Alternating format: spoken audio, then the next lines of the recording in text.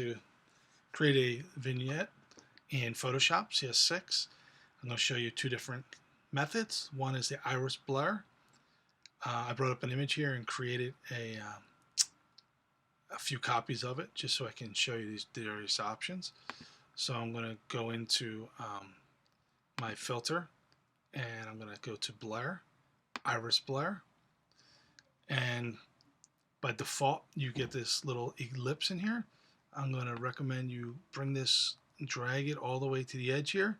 You have these little small dots in here that you can use to drag, and then drag it up so that the blurring happens at the edges of the image like a traditional vignette.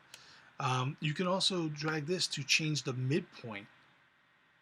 So you see how it kind of moves the blurring away and keeps it to the edges as you do that, right? You can mess around if you still think that blur is too strong. You can move it down here.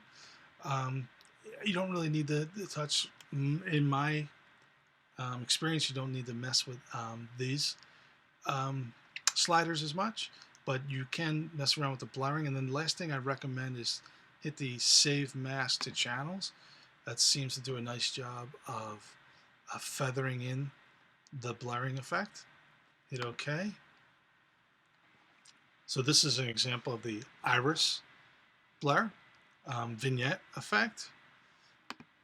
I'm going to go back and forth here to kind of show you that.